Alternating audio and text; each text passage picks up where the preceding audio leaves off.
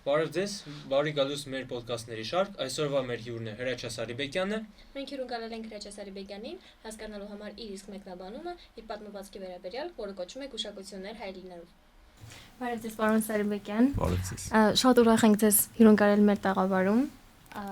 Մենք իրականում կարդացել ենք ձեր ստեղծագործություններից մեկը «Գուշակություններ հայ լինելով» ու կուզենք ձեզանից լսել ձեր իսկ մեկնաբանումը, դուք ինչ եք ուզել հասնել ընթերցողին, ու արդյոք ընթերցողը հասկացավ ինչ որ դուք ուզում եք, այն մեսիջը, որ դուք ուզում եք, ինքը արդյոք հասկացավ նենց ոնց դուք հենց իսկ բանը նպատակի եք ունեցել։ Շնորհակալ եմ հրավերի համար։ Նախ պիտի ասեմ, որ այդ ստեղծագործությունը իմ առաջին տպագիր գրքի տեսքով տպագրված վիպակն է, մինչև այդ որոշ պատմվածքներ էի գրել, որոնք նույնիսկ ժողովածուով առանձին հավաքել էի, բայց մամուլում տպագրված և չտպագրված որոշ գործեր, այդպես 17, 18, 19 տարեկանում գրած իմ ստեղծագործությունները, որոնք այդպես էլ չտպագրվեցին առանձին գրքով, բայց 21 տարեկանում, երբ որ գրեցի «Գուշակություններ հայ լինելով» վիպակը, որոշեցի տպագրել գրքով, և այդ որոշման ընթացքում ծնվեց նաև մի այլ վիպակ, որ շատ արագ եմ գրել, 2-3 օրում կայանի արդարացումը, և այդ երկուսը ու գարուն ամսագրում 2000 թվականին լույս տեսած Կեցունե և Տոնո Տալյանի շարքը միասին ընդգրկել եմ այդ «Գուշակություններ հայ լինելով» ժողովածուի մեջ։ Ես պիտի ասեմ, որ առանձին ուղերձ որպես այդպիսին այդ ստեղծագործության մեջ ես չեմ դրել «Գուշակություններ հայ լինելով», ուղղակի փորձել եմ իմ պատանեկան աշխարհզգացողությունները, իմ առաջին փորձառությունը այդպես զգացողությունների այդպես հաղորդել և միշտ այն կարծիքին եմ եղել, որ գրականությունը ի սկզբանե գաղափար չպիտի ամփոփի իր մեջ, գրական ստեղծագործությունը ի սկզբանե որևէ ասելիք չպիտի ունենա, նախ գրականությունը պիտի խնդիր դնի առաջին հերթին որևէ պատմություն պատմել, և այդ պատմությունը պատմելու ընթացքում գրողը ինքը պիտի բացահայտի, թե որն է, պիտի ինքն էլ հասկանա ընթացքում, գրելու ընթացքում, թե որն է իր ստեղծագործության ասելիքը, կամ գուցե երկրորդ անգամ շարադրելիս փորձի հասկանալ, թե ինչ է այդ ստեղծագործությամբ ինքը փորձել ի վերջո ասել, որովհետև ստեղծագործությունը շատ իմաստով, մեծ իմաստով այդպես ենթագիտակցական պրոցես է ստեղծագործելը, և այդ ժամանակ ես թողնում էի, որ այն ինչ որ իմ ենթագիտակցությունից գալիս է, թելադրում է ինձ, հանձնվի գրչին, թղթին, գրչի միջոցով, և այստեղ մի շատ կարևոր հանգամանք էլ կա, որ շատ հատվածներ լեզուն ինքն է թելադրել, այսինքն շատ հատվածներ պատկերներն իրենց զարգացումն են ստանում, և շատ հատվածներում էլ լեզուն իր զարգացումն է ստանում, այսինքն սյուժե որպես այդպիսին նույնիսկ սյուժե չի դրված եղել այս ստեղծագործության հիմքում, ես ուղղակի ի սկզբանե պատկերացրել եմ մի իրավիճակ, մի իրադրություն, երբ որ տղայի հայրը մահանում է, հերոսի հայրը մահանում է, և ինքը մնում է հոր կնոջ հետ, հոր երկրորդ կնոջ հետ մենակ, ահա թե ինչ զարգացում կունենար այս իրադրությունը, ես նույնիսկ չեմ էլ պատկերացրել գրելուց առաջ, այսինքն այդ նախորդող աշխատանքը շարադրելուց առաջ, որ սովորաբար այժմ ունենում եմ, դե հիմա ես շատ արդեն ուրիշ մեթոդով եմ ստեղծագործում, այսինքն փորձում եմ այն ամեն ինչը, որ կա իմ ենթագիտակցության մեջ, նախ բերել գիտակցական մակարդակի, և դա հատկապես այդպես ծավալուն, այսինքն վիպական ստեղծագործությունների դեպքում է արդարացված, այսինքն Հավաքել են ամեն ինչը, ինչ որ կա, ինչ որ պատկերացնում է սյուժե կլինի, հերոսներ կլինի, պատկերացնել մանրամասն հերոսներին եւ այլն եւ այլն, հենց սկզբից է ստեղծագործության իմաստով ես չեմ ունեցել։ Եվ նույնիսկ կարող եմ ասել, որ դա ես հետո եմ նկատել, որոշ բաներ ես արդեն որպես գրականագետ ինքս հետո նկատել եմ այս ստեղծագործության մեջ։ Օրինակի համար վիպակի հերոսուհու անվան ընտրությունը, ես դա այդպես հնչողությամբ եմ ընտրել այդ անունը, Թինա, բայց հետո արդեն որպես այդպես գրականագետ օտարված աչքով նայելիս հասկացել եմ, որ այդ անունը առնչություն ունի որոշակի Թանատոսի, այսինքն մահվան աստծու հետ։ Թինա, Թանա, այսինքն այդ հնչողությունը ինձ գուցե հենց այդպես ենթագիտակցությունս էլ թելադրել է, իսկ գրական ստեղծագործության մեջ արդեն շատ կարևոր եւ ինձ համար կարևոր նշանակություն ունի հերոսի անվան ընտրությունը, որը առանձին կարող է զարգացում բերել իր հետ, որոշակի զարգացումներ ապահովել իր հետ ստեղծագործության մեջ։ Ես վստահ եմ, որ եթե հերոսուհու անունը Թինա չլիներ, այդ վիպակը այդպեսին չէր լինելու։ Շատ բան հենց այդ անունից է կախված եւ հիմա էլ որ մի վեպ որ գրում եմ, այդ վեպի հերոսուհու անունը լրիվ նոր հնարավորություններ է բացում, որոնք հաստատ չէին լինի, եթե այդ անունը չընտրեի։ Նույնն էլ այս պարագայում եղավ։ Ուզում եմ ասել, որ շատ բաներ ես հետահայաց ինքս նկատել եմ այս վիպակի մեջ, բաներ, գաղափարներ կամ որպես այդպիսին ուղերձներ, ի սկզբանե այս վիպակի մեջ դրված չեն եղել։ Բայց հետագայում երբ որ մի խոսակցություն եղավ, մի քննարկում եղավ այս վիպակի շուրջ, հենց այդ քննարկման ընթացքում ինձ տրված հարցերի արդյունքում ես բացահայտեցի, որ այս ստեղծագործության հիմնական ասելիքը գուցե այն է, որ տղան մնալով հոր կնոջ հետ մենակ, ինքը մնալով մահվան հետ մենակ, այսինքն հոր մահվանից հետո մնալով մահվան հետ մենակ, իսկ մահը փաստորեն մարմնավորված է, կերպավորված է այստեղ այդ կնոջ տեսքով, ինքը կամ պիտի ընտրի մահը, այսինքն այդ կնոջ հետ սեռական հարաբերություն ունենալու ճանապարհը, կամ պիտի ուղղակի փախուստի դիմի այդ տնից։ Եվ ինքը ընտրում է փախուստի, այսինքն կյանքի տարբերակը, կյանքը ապրելու տարբերակը։ Ես սա հետո եմ իհարկե բացահայտել։ Իսկ ինչ որ դժվարություններ, օրինակ, երբ որ գրում եք այս ստեղծագործությունը, ունեցել կամ ոնց ընդհանրապես տեղի ունեցել այդ ամեն ինչ, ոնց որ գրելու process-ը։ Առանձնապես դժվարություններ չեմ ունեցել, հատկապես երկրորդ տարբերակը վերաշարադրելիս, առաջին տարբերակը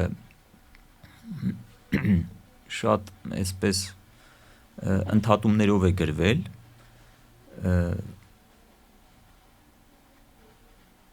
բավականին մեծ ընդհատումներով է գրվել, անընդհատ անդրադառնում էի, բայց այդպես էլի մշակում չի անցել, շատ սահուն ձևով գրվել է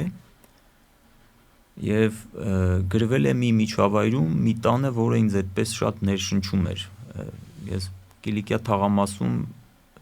Վարձով մի տանն էի ապրում, որտեղ խամրած այդպես հայլիները խամրած էին, սենյակները այդպես շատ մռայլ էին, տունը ընդհանուր խոնավություն ուներ եւ այլն, քանդվում էր, այսպես այդ տան միջավայրը, որտեղ ես շատ հաճախ հիմնականում մենակ էի մնում եւ իմ մենությունը այդպես այս վիպակի տրամադրությունների, զգացողությունների բավականին ազդել են։ Եվ իսկ երկրորդ տարբերակը արդեն վերաշարադրելիս ընդհանրապես ոչ մի դժվարություն չեմ ունեցել, բայց պիտի ասեմ, որ երկրորդ տարբերակը բավականաչափ տարբերվում է առաջին տարբերակից։ Առաջին տարբերակը ես ուղղակի այրել եմ, ոչնչացրել եմ։ եւ ոչ մի տող չի մնացել դրանից, բայց շատերը ում ընթերցել եմ մինչև երկրորդ տարբերակը շարադրելը ասում են, որ առաջին տարբերակը ավելի լավն է եղել, քան երկրորդ տարբերակը։ Ես այդպես չեմ կարծում, ինձ թվում է, որ այստեղ ես երկրորդ տարբերակում մի լեզու եմ գտել, իմ լեզուն ավելի սահուն է այստեղ, ավելի ճկուն է այստեղ, որը չեմ ունեցել առաջին տարբերակում։ Ու առաջին տարբերակը ավելի շատ այդպես խոհական բնույթ ուներ, իսկ այս տարբերակում ավելի շատ այնտեղ մտքերի վրա էր հերոսի, իսկ այս տարբերակում ավելի շատ զգացողությունների վրա է։ Դրա համար ես հակված եմ այս տարբերակը, այսինքն չեմ զղջացել, որ այս տարբերակն էլ հենց հրատարակել եմ, պահել եմ եւ հրատարակել։ Շատ լավ, իրականում գիտեք ինձ ամենաշատը ինչ դուր եկավ ձեր ստեղծագործության մեջ, այն թավ գրված նախադասությունները, որոնք ուսուցողական ու խրատական բնույթ էին կրում իմ կարծիքով, ու դուք շատ եք էլի մեջբերում հայլիների կարևորությունը, հատկությունները, իրանք իրոք հետաքրքիր էին ուսումնասիրել թեկուզ, օրինակ այստեղ որ գրել եք, եթե երազում ձեզ տեսնեք քնած հաստատապես սենյակում հայլի կա, ձեր երազը բռնկվել է իրականության հայլային անդրադարձով։ Ոնց ստացվեց, որ դուք հայլիները մեջբերեցիք ու հայլիների մասին ինչի եք այսքան խոսել։ Ես իրականում այդպիսի երազ տեսել եմ եւ ոչ մի անգամ բազմաթիվ անգամներ եմ դա իմ կրկնվող երազներից է եղել, երբ որ ես ինքս ինձ տեսնում էի երազում քնած եւ իսկ ինչ վերաբերում է հայլիներին, դա հայլիներին եւ երկվորյակներին իրականությունը կրկնապատկող, այսինքն այդ առարկային իրականությունը բազմապատկող, դա ինձ փոքր հասակից է այդպես գրավել։ Ես առհասարակ հիշում եմ իմ առաջին տպավորություններից մեկը, որ ես երկվորյակ տեսա, որտեղ երկվորյակների արևը իմ վեպն է, էլի կրկնվող իրականություն, էլի հայլային իրականության սկզբունքով, հայլային արտապատկերման սկզբունքով գրված մի ստեղծագործություն, եւ իմ շատ ստեղծագործություններում ունեմ ես այդ հայլայինը, ինչպես նաեւ գնացքները, որոնք ինձ համար այդպես սևեռում գաղափարներ են, ինչպես շատ գրողներ ունեն սևեռում գաղափարներ, պատկերներ, ես էլ իմ գրականության մեջ ունեմ սևեռուն այդպես գաղափարներ ու պատկերներ, հայլին եւ գնացքը, եւ ունեմ մի սևեռուն գաղափար,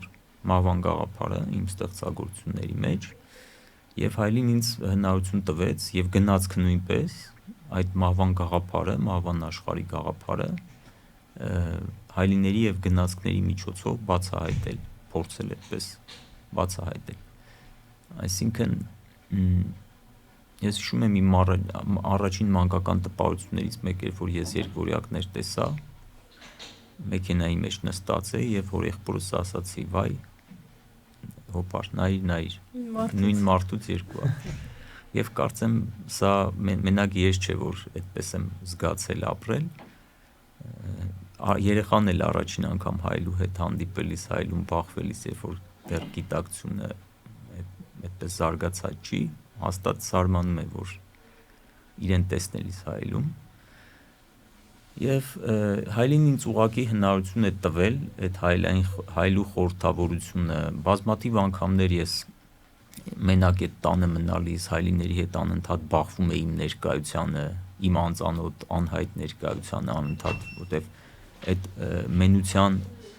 երբ որ խորը նստած է քո մեջ մենակ լինելու, ինչ որ միտեղ մենակ լինելու եւ գիտակցությունը դնիրում է, ասենք գիշերը արթնանում ես եւ հայլու մոտով անցնում, շատ այսինքն հայլիների դա անընդհատ քեզ անակնկալի է բերում։ Ես հայլիների հետ կապված այդպիսի զգացողությունների մի ամբողջ փունջ ունեի մեջ եւ այդ զգացողությունները որոշեցի այդպես բերել այդ վիպակ, հատկապես որ այդ հայլին հնարություն էր տալիս մի այլ աշխարհի, այսինքն հայլու ետևում գտնվող աշխարհի այդպես տպավորություն ստանալ, ստեղծել։ Այսինքն ես օրինակ Ալեն Ռոբգրիեն հայլիները օգտագործում է դեռ այդ ժամանակ իհարկե Ալեն Ռոբգրիեի չէի կարդացել, Ալեն Գրիեն հայելիները օգտագործում եւ հայելային արտապատկերման սկզբունքը օգտագործում է, օրինակ անցած տարի Մարիեմ Բադում ֆիլմում, որպեսզի կրկնապատկելով, բազմապատկելով արտաքին աշխարհի պատրանքայնության զգացողություն ստեղծի, անիրականության զգացողություն ստեղծի, անդադ բազմապատկելով, կրկնապատկելով աշխարհը անիրական է դարձնում, այդ տպավորությունը ստեղծում է, ինքը դա որպես էֆեկտ է օգտագործել, այդ ասելիքը պատրանքայնության աշխարհի ցույց տալու համար, բայց ես որպես այդպիսի էֆեկտ չեմ օգտագործել, ես օգտագործել եմ ցույց տալու համար մի այլ իրականություն, եւ ինձ նաեւ զարմացրել է Էմանուել Սվեդենբորգի, ես այդ ժամանակ իհարկե արդեն տեղյակ էի Էմանուել Սվեդենբորգի ստեղծագործության մասին, որ կոչվում է երկնքի դրախտի եւ երկնքի դրախտի այդ դժողքի մասին, կարծեմ, եւ այնտեղ մարդը արթնանում է նույն այն իրականության մեջ, որտեղ ինքը քնել է եւ այլն, բայց դա արդեն մահվան իրականությունն է։ Էմանուել Սվեդենբորգն էլ ինքը դա լսել է, ինչպես ինքն է վկայել հրեշտակներից այդ ամեն ինչը։ Իրականում շատ հետաքրքիր էր ձեր հայլու ինտերպրետացիան հենց բանաստեղծության մեջ եւ ես զգացել եմ, որ իմ համար կոնկրետ այս բանաստեղծությունը ամենայդ ոնց որ հիշողներից եղել է հենց այդ հայլիների պատճառով ու իրականում չգիտեմ էդի իրականում իմ փորձն է թե չէ, բայց ես շատ քիչ եմ հանդիպել տենց ավելի շատ ոնց բացատրեմ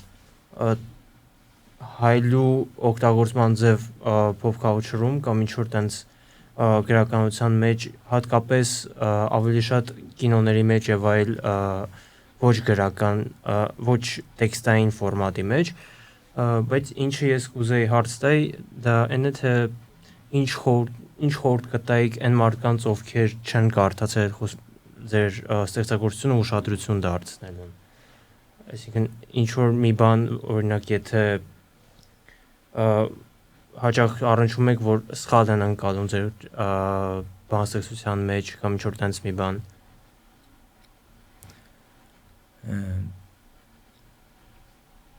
Ես ուղղակի խորհուրդ տալ այդտեղ չեմ կարող, որովհետև յուրաքանչյուր ընթերցող իր ընկալման մակարդակը ունի եւ այդտեղ ոչինչով չես կարող օգնել մարդկանց։ Յուրաքանչյուր ընթերցող ստեղծագործությունից վերցնում է այն, ինչ իրեն ծանոթ է, այն, ինչ ինքը հասկանում է, կարողանում է հասկանալ, այն, ինչ իրեն հետաքրքրում է։ Մեկը սյուժետային մակարդակով է սիրում ստեղծագործությունները ընթերցել, իրեն սյուժեն է հետաքրքիր, մյուսին լեզուն է հետաքրքիր, մեկին կերպարն է հետաքրքիր, ամեն մեկը մյուսին եւ նա, իսկ այդպիսի ընթերցողները սովորաբար պրոֆեսիոնալ ընթերցողներ են լինում, իսկ պրոֆեսիոնալ ընթերցողներին ես այդպես ոչինչ չեմ էլ կարող հուշել, հակառակը ես ինքս ոչ թե կուզեմ խորհուրդ տալ, այլ կուզեմ ինքս լսել կարծիքներ, որ կրկնում եմ, ես այդ ստեղծագործությունը գիտակցաբար այդպես գիտակցության հսկողությամբ չեմ գրել շատ եւ կուզեմ հենց այդպես էլ ընթերցվի եւ միակ խորհուրդը որ ես կարող եմ տալ դա այն է որով ես շատ պատանի հասակում եւ հետագայում վաղ երիտասարդության հասակում շատ ստեղծագործություններ կարդացել եւ փորձել եմ հենց ենթագիտակցաբար էլ ընկալել այսինքն թողել եմ շատ բան չհասկանալով ժամանակին ես այդպես Փարաջանովի ֆիլմերն եմ դիտել պատանի հասակում հիմա է որ շատ լավ հասկանում եմ այդ սիմվոլները, այդ պատկերները բայց պատանի հասակում ոչ Փարաջանովը այդպես խորը ընկալում ոչ Բուլգակովի Վարպետև Մարգարիտան, որ էլի պատանի հասակում եմ կարդացել այդպես խորը չեմ ընկալել, ինչպես հիմա, բայց թողնում էի այն ստեղծագործությունները, որոնք որ չէի հասկանում, ազդեն իմ ենթագիտակցության վրա, ներգործեն իմ ենթագիտակցության վրա, ես չէի մտածում, որ պարտադիր ամեն ինչ պիտի հասկանամ, ես թողնում էի, որ դրանք իմ իրենց ներգործությունը ունենան իմ ենթագիտակցության վրա, Հիմա էլ եթե մի խորհուրդ տա, որ կարող եմ տալ, ապա խորհուրդ կտամ մարդը եթե չի ուզում հասկանալ այդ ստեղծագործությունը, ահա այդ գիտակցության պարտադրանքը հասկանալու, ջանքը հասկանալու չգործադրի առանձնապես, այլ թողի այդ ստեղծագործությունը ուղղակի ներգործություն թողնի իր ենթագիտակցության վրա։ Իրականում էլի եմ ուզում մեջբերեմ այդ թավ գրված նախադասությունները, որտեղ իրենք իմ համար իրոք ուսուցողական էին ու ես փորձում էի հասկանալ, կապում էի իմ առօրյայի հետ, օրինակ, չգիտեմ, այստեղ գրել եք, եթե ուզում եք արթնությունն անկեղծ հիացում պատճառի, պետք է որ քունն իր գործը ձեզնից աննկատ տեսնի, մի նախապատրաստվեք։ Իրականում շատ հետաքրքիր էր, այս մեսեջը կայանում է նրանում, որ եթե մենք ինչ-որ մի բան ուզում ենք որ լինի, այսինքն չպետք է քայլեր ձեռնարկենք, ըստ ձեզ։ Ես ճիշտ եմ հասկացել։ Ես իրականում շատ բան այդտեղ ուղղակի կիսահեգնաբար եմ ասել։ Ես եւ մի խորհուրդ էլ կտայի, որ առհասարակ իմ ստեղծագործությունները կարդալիս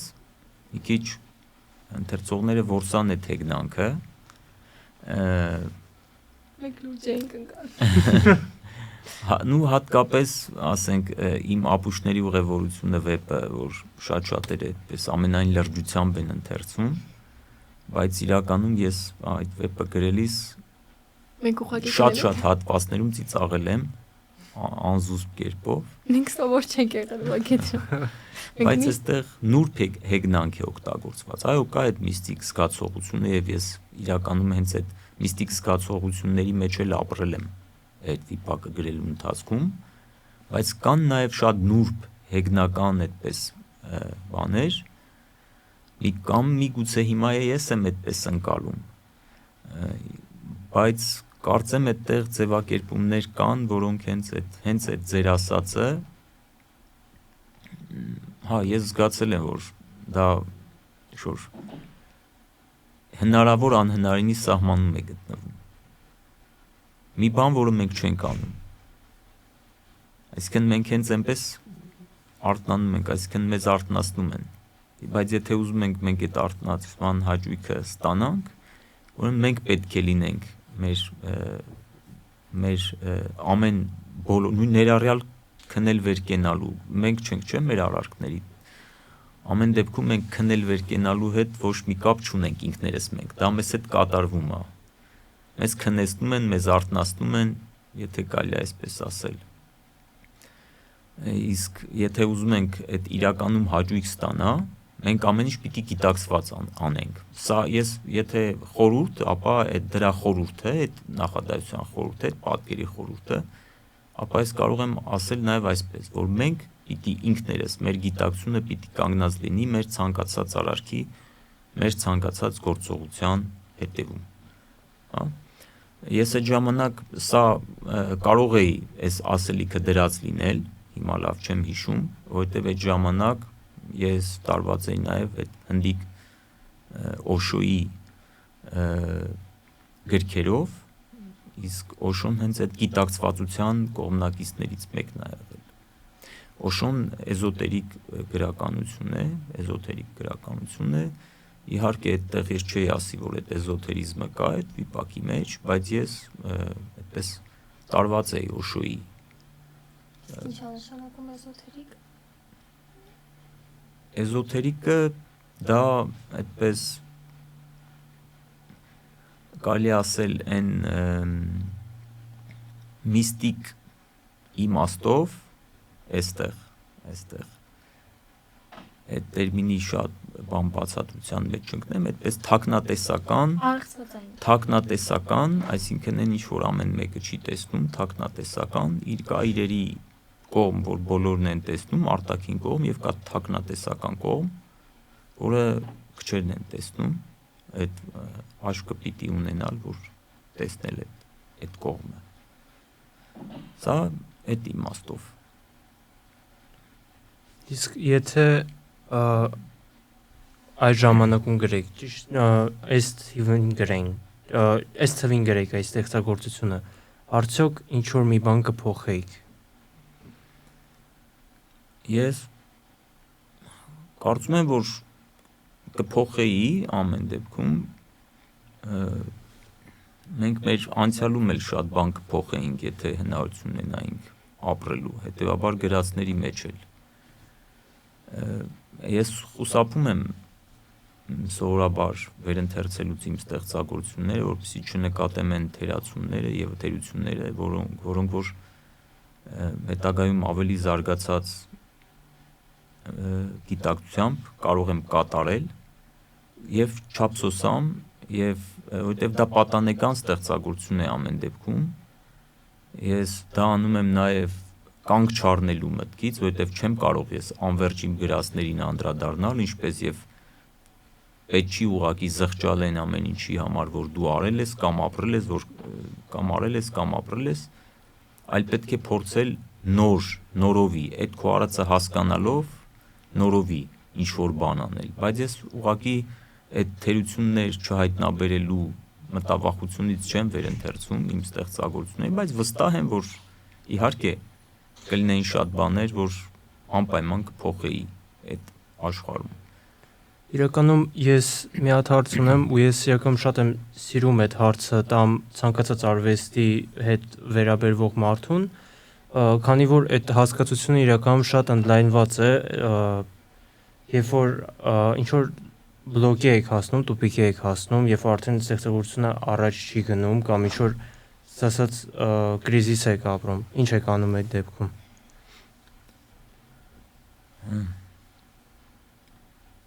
Ես անկեղծ ասած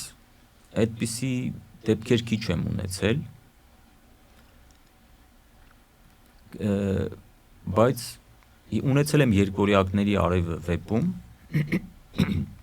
բայց լուծումը ձեզ էլի մի քիչ կարող է ուղղակի արտառոց թվալ, երբ որ երկորյակների արևը վեպը ոչ մի կերպ տարբերակներից վերջնական իմ ուզած, այսինքն տարբերակը չէր գրվում, մի տարբերակ, որից ես ուղղակի գոհ կմնայի եւ նորից չէի ուզի անդրադառնալ եւ այդ բավարարությունս այնքան կլիներ, որ օտարվելու կարիք չէր լինի այդ ստեղծագործությունից հասկանալու համար, թե արդյոք լավ եմ գրել այդ ստեղծագործությունը, թե չէ։ Ես երկորյակների արևը վեպի արդեն 5-րդ տարբերակը, որ չէի կարողանում ստանալ իմ ուզածը, իսկ դա մի շնչով տեքստներ, որտեղ ամեն ինչ կապակցված, ես շատ բարձր պահանջներ ունեմ իմ գրականությունից, հատկապես ամենամեծ պահանջը, որ բոլոր դետալները փոխկապակցված լինեն այդ իրականության մեջ, որպեսզի ստանաս այդ ամբողջական իրականությունը։ Այսինքն այդ ստեղծագործությունը ապրելու ունակություն ունենա, ինքը իր օրգանիզմ դառնա, կարողանա լիարյուն կյանքով քեզնից կտրվելուց հետո ապրել, հակասությունները շատ չլինեն եւ այլն եւ այլն։ Եվ այդ ստեղծագործության այդ վերջնական տարբերակը, որ չէր խմորվում էր բան, բայց ինչ որ ձևով ամենակարևոր բանը ինձ համար ստեղծագործության սկիզբն է։ Այսինքն թե ինչ նոտա կվերցնես, ինչ ակորդ կվերցնես, ինչ ձայն կվերցնես, որպեսզի կարողանաս մինչև վերջ քո այդ ստեղծագործությունը կատարել։ Հա? Որտեվ եթե սխալ նոտա վերցրիր, ուրեմն կարող է դու ուրիշ տեղ գնաս, քո ուզածը չլինի։ Բայց եթե դու գտար առաջին պարբերություն, առաջին նախադասությունը, ճիշտ ձևակերպված, եթե դու գտար առաջին էջը, առաջին գլուխը, այդ նշանակում է հաջորդը ինքնաբերաբար կստացվի։ Իսկ ահա երկորյակների արևը ես 5-րդ տարբերակի համար ինչ սկիզբ ընտրում էի, չէր ստացվում, ինչ չէր ստացվում մի որոշ ժամանակ։ Մի ամառային մի օր ես ուղղակի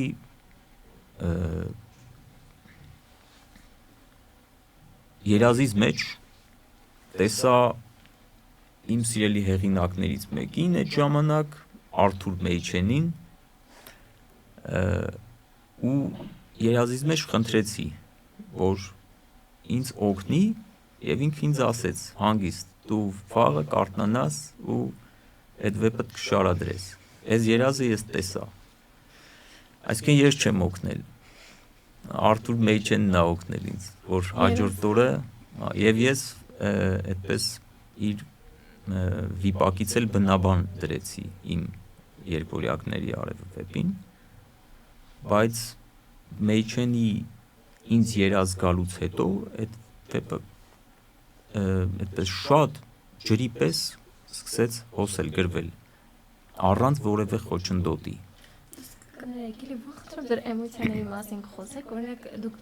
մտածում եք ոնց գրեիք, ոնց լուծում տայիք, ոնց շարունակեք ու հենց տենց բանա ձեր հետ լինում, ոնց վերաբերվեցիք։ Ինձ հետ գիտեք ինչ, ընդ որում գրելու ընթացքում էլ գրելուց հետո էլ շատ տարօրինակ բաներ պատահեցին։ Օրինակ ասենք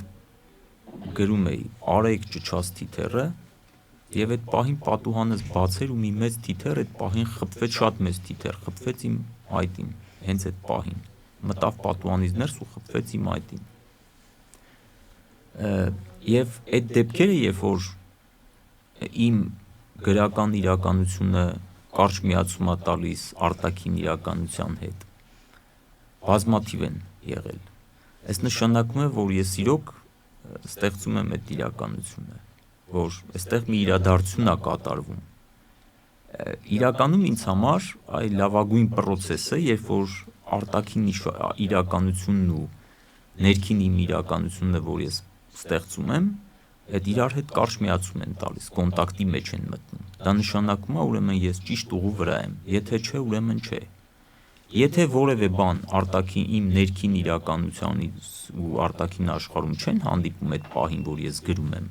ուրեմն ես ճիշտ ուղու վրա չեմ։ Դուք պատկերացնում եք այն մարդու զգացողությունները, որը զգում է, որ այդ կոնտակտը կա, այն ինչ որ ինքը ստեղծում է ու արտաքին աշխարհ, ինչ կլինի։ Այդ զգացողությունների բերկրանքը, որ ինքը մի ուրիշ իրականության մեջ է,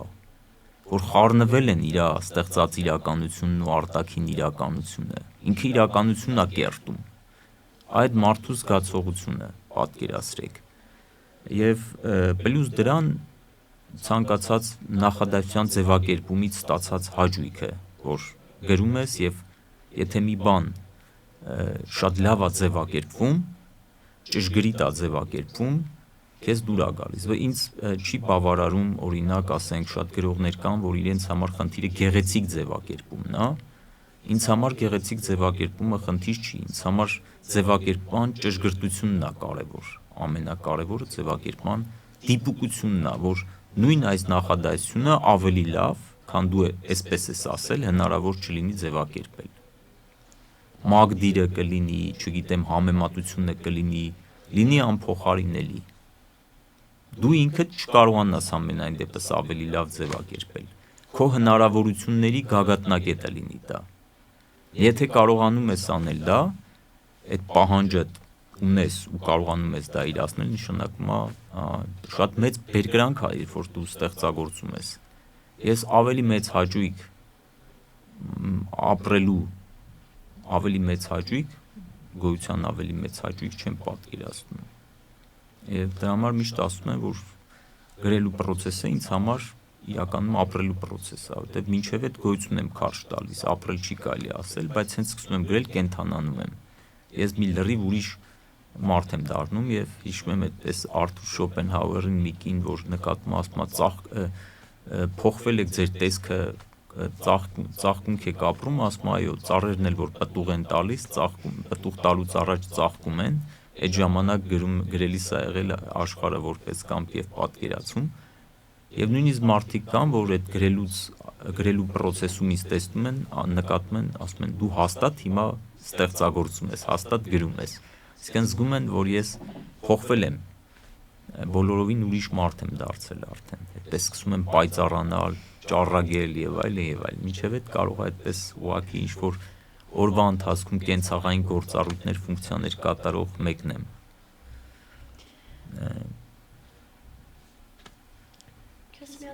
Իսկ իրականում լսում եք ինձ։ Այո։ Իրականում ձեր պատմվածքի լեզուն ինքը բարդ է հասկանալը, կոնկրետ էս ուշակություններ հայրեններով, հա, ինքը շատ դժվար է կարդացվում։ Ու այդ որ ասեցիք, որ ոնց որ լավագույն, հա, ձևակերպումներն եք արել,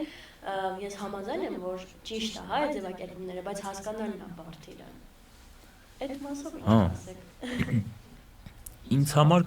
ամենակարևոր բանը նաև ձևակերպումների հստակությունն է, այսինքն մշուշոտ բաներ չթողնել ձևակերպումների մեջ։